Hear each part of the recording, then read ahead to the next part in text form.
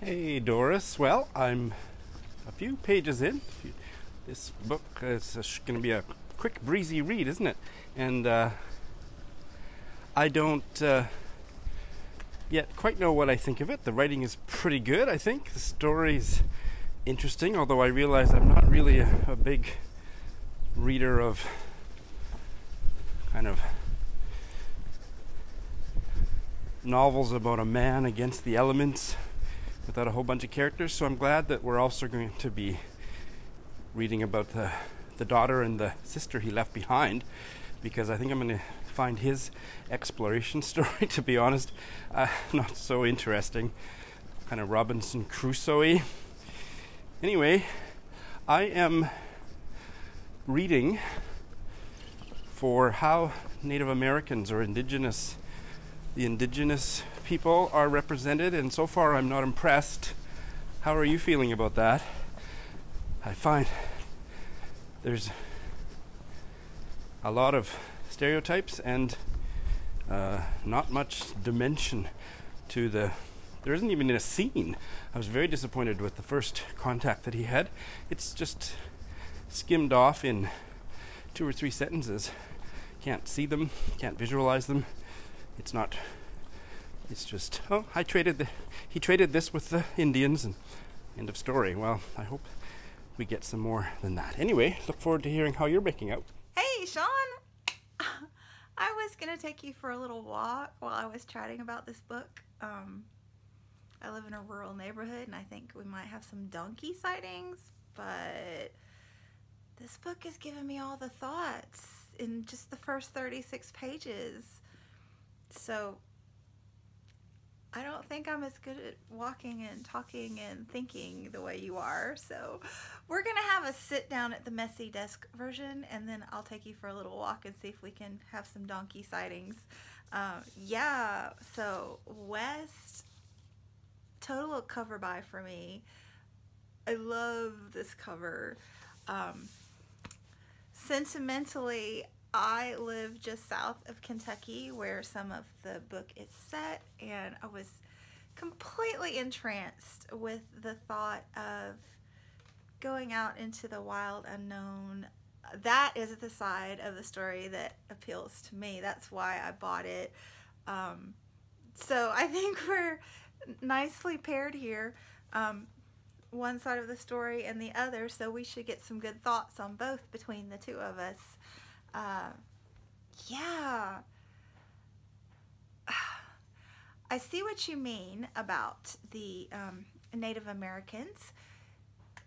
They definitely were portrayed in a very stereotypical way at the onset of this book, called savages and being drawn to trinkets and such. Definitely not good. But I think that there's a point in that. This being just such a tiny little book, 150 pages, she can't waste any time talking about inconsequentials. So I think there's a point to this discussion about the Native Americans.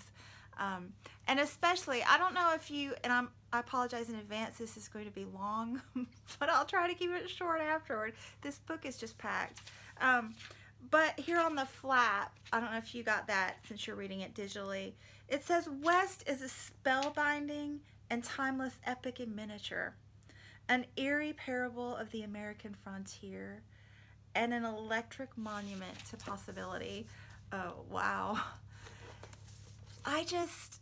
I'm caught up in that idea of this being a parable to the West. And I'm wondering what you think about that. There's just with this idea of a tiny novella, 150 pages, being an epic parable to the West, and told in 2 storylines. There's the father exploring the West and the daughter left at home that we have to get through in just 150 pages. So yeah, what do you think about that concept? It reminds me of Steinbeck novellas that are just so carefully constructed, beautifully written in every word. Her writing style is very minimalist, but beautiful at the same time. I'm really loving it. So here's my thought to you. I would love, this book is giving me so many thoughts, and I would love to talk about what this parable, what are the highlights of the parable, what do they mean? So the three that I've come across so far are the ridiculous stovepipe hat. What does that mean? This is a guy who's obviously making his living in the country, and he decides to take this epic journey out west, and he goes and buys a gentleman's stovepipe hat to wear on his expedition. They do allude to the fact that he thinks it'll make him look grander in front of the savages. I think there's an interesting point to be had with this. The trinkets, they're brought up time and time again. The trinkets that he's going to exchange with the Indians, and the fact that they're called trinkets, which is a trivial kind of word that lessens the impact of what he's actually trading for things that he desperately needs on the journey. And then this Indian that you meet is a Shawnee, brave, 17 years old, and his name, I forget his name, but it's very interesting. So let's talk about that. You tell us what his name is, and let's talk about that. But I think that when we've just gotten to this Shawnee Brave's perspective, and we hear his voice, and I think that's where the turning point in narrative is going to come with the Native American storyline. So yeah, let's talk about these trinkets. And it was so profound to me that some of his trinkets are his dead wife's things, her knitting needles, and her even some of her beautiful clothing he's taking to trade. And his daughter's left at home without her father, and her father's trading the things that she has left, things that she would use in her life. I don't know, there's something to unpack there. And then the third thing is indeed this discussion of the Native Americans as savages, and if that thought is going to change as the story progresses. This larger than life imagery that the people have of the Native Americans, because they don't know them and they only know this tense storyline with them.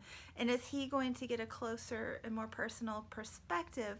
The same thing with these bones. That's the center of the story, is these fossils that have been found, and he still thinks that these great beasts are roaming the West. And then the epicness of the West itself, thousands and thousands of miles that he's covering just on horseback. So that's the third bit of symbolism to unpack, is the monstrous scale of things with the large fossils and the Native Americans as wild savages and the West itself. So let's talk about the parable here and where Karis Davis is going with it, because I'm hoping she might be brilliant. Let's talk about it. Hey Doris, your last message gave me so much to think about and stimulated me, so I've now read up to the 50% mark and have lots of comments, but I want to keep it down to no more than your 7 minutes, and then we'll see where we're at. I've been paying really close attention to the language, because as we know, Karis Davies is British. Is she Welsh? I believe she's Welsh. And I'm always a little bit suspicious, or always a little bit cynical when a British writer writes a historical novel set in America, such as Sebastian Barry's much nominated novel last year, the name of which escapes me. And I'm finding that this book is fine. She's kind of safeguarded herself by making her main characters the Bellmans. Is Bellman his first name? His last name, family name. Making the Bellmans British immigrants to America, so she can get away with as long as it's centered in their consciousness, this third person dips in and out of several characters. So Julie had heard about her brother's rootling in the library, which is, I didn't know, I had to look it up, but it's a very British English word for rooting around, rootling.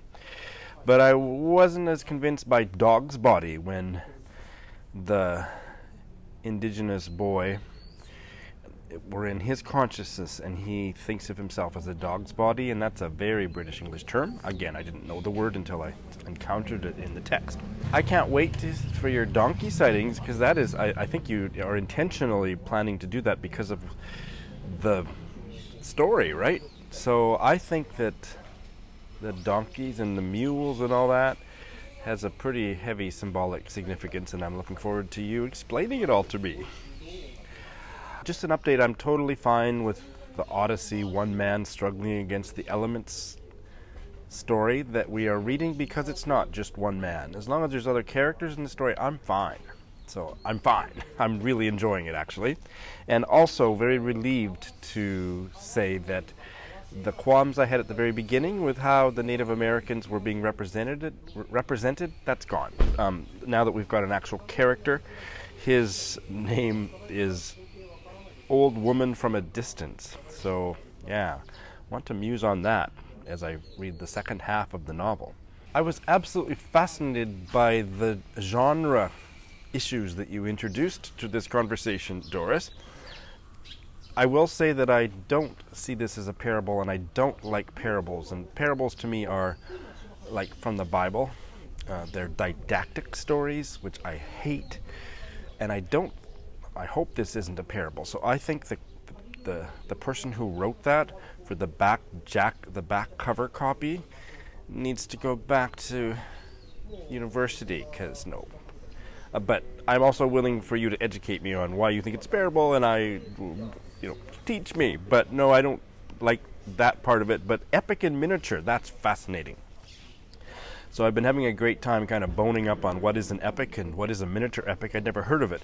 And it got me back into Northrop Frye, who was the preeminent literary theorist, literary critic of the mid-20th century, a University of Toronto professor, and his Anatomy of Criticism was the standard work of literary theory before all the post-structuralists, deconstructionists ruined everything.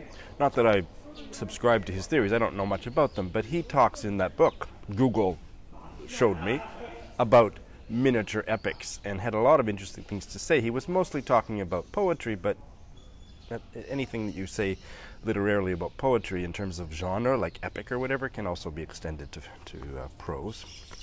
So I might have more to say on that by the end, but that was fascinating. So you introduced 3, and I haven't read Steinbock novellas except for whatever I studied in school, the Pearl or something. So feel free to enlighten me more on that. But the 3 points that you raised just really fired my imagination too. So that ridiculous stovepipe hat, yes, it was ridiculous, and I don't know where it's going to play. I did read a review that gave me a little bit of a spoiler of how the stovepipe hat, it does show up as a plot in the plot a little later, so we'll have lots to talk about there. So I don't know what to make of it. I mean, other than what you said, I mean, it's kind of a grandiose, wanting to impress the natives, almost like wearing a trinket on his head.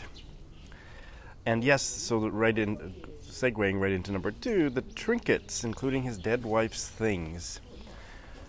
Fascinating, and a symbol or an image of the first contact between the settler culture, which is the term we now very recently have started using in Canada, the settler culture, the colonialists, and the indigenous tribes, and how that trade developed and was a kind of a rape of the land and of the people that we displaced. And so again, segueing right into your 3rd point, which was the Native Americans as savages and the monstrous scale of the land. So all of that, I think it is an epic in miniature.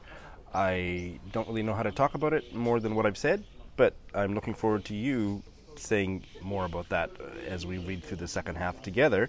And I loved you finished your video by saying, I'm hoping she might be brilliant, and I think she is. I'm really enjoying it. I think the writing is beautiful, and I'm finding that all of the things I was worried about in the first few pages are gone. I'm just enjoying it, and I'm really looking forward to seeing what you make of it, and let's finish it up. I don't know if we're going to finish it today or not. Doesn't matter, but look forward to hearing from you. Man, some scary stuff. Like Jurassic Park. Not normally this violent. We've been getting a lot of rain lately. Oh, this one's so beautiful. This is a tiny one.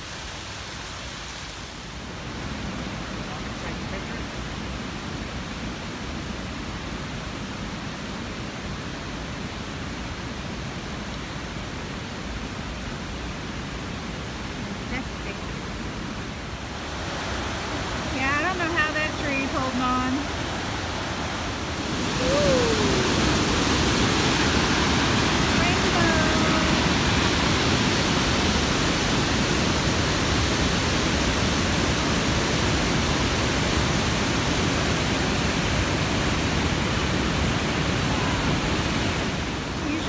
Walk across here and go down here to the base of the falls. This is the falls right there that we just saw. But yeah, not so much today. And it's not normally this brown either, but floodwaters. This little one's the prettiest. It's a little bit sweaty, but I just thought that you guys might like to see one of our waterfalls.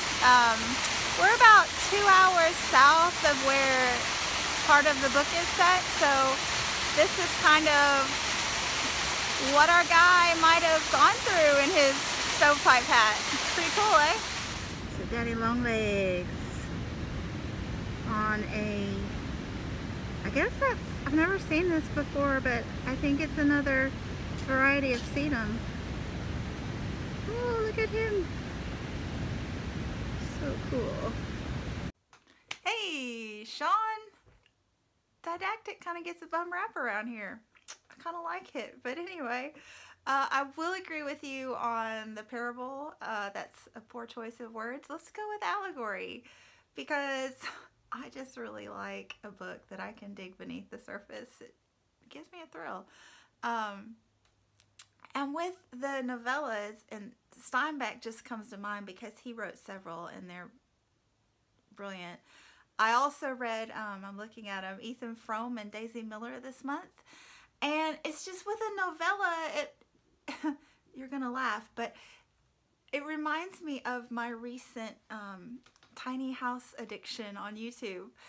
Just these carefully constructed tiny homes, and every element has to serve a purpose, and every element has to be visually appealing, aesthetically pleasing.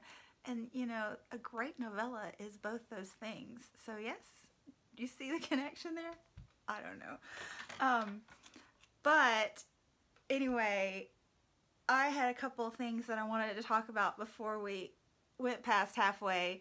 I was wondering what you thought about, yeah, just that eye, the thought of that eye peering through the slats in the home, so incredibly disturbing to me. And then the next section, you find out what happens to our Native American boy, what happened to his sister. Horrific. And I don't think, you know, looking at the novella structure, I think the placement of those two scenes back to back was for a specific purpose. And for me, I thought, gosh, was I more disturbed by one than the other?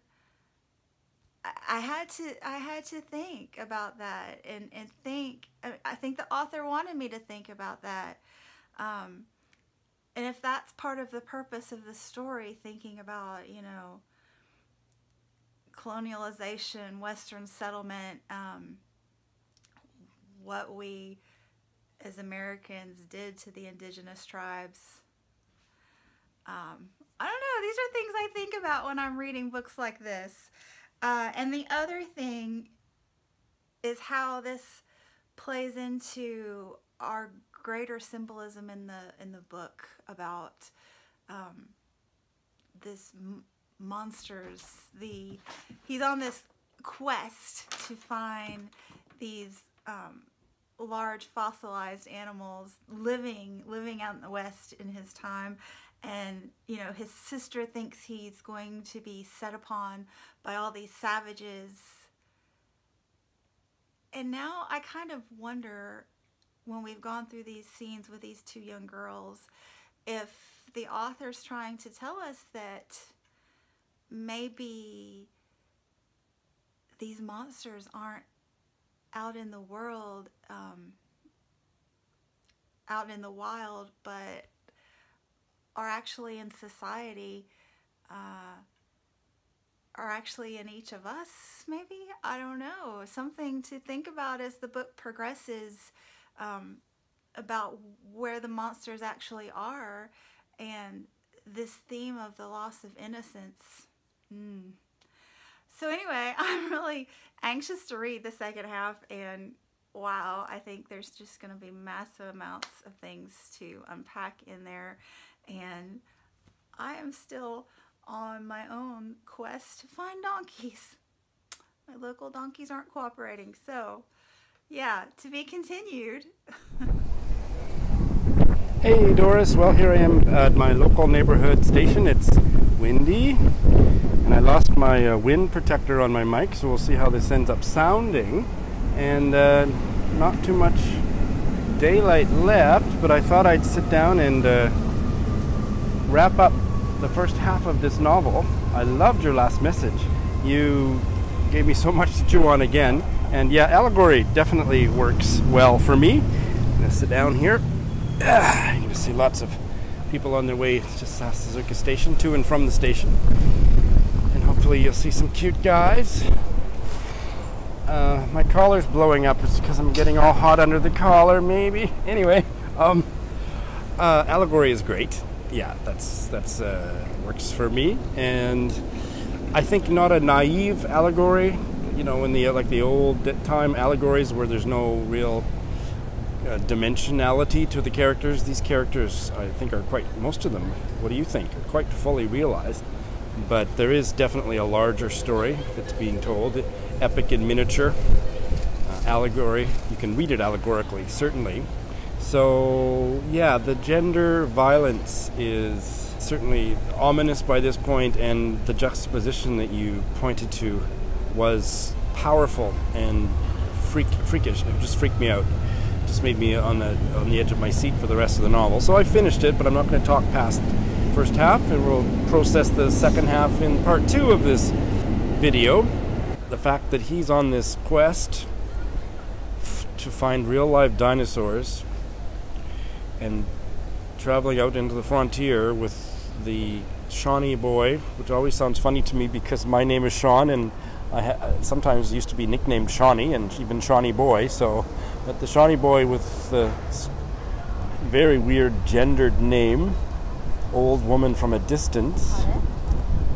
What does that all mean? How does that all tie together? I think we're going to be able to tease more of this out as we move into the second half and start talking about the second half. But I think for certain readers it wouldn't work, but it really came together for me, and that comment extends to the second half, but you know, even the first half, you can't help but fall deep into it. So that was certainly my experience. That's all for now. Look forward to delving and diving deep into part 2 with you soon. Bye.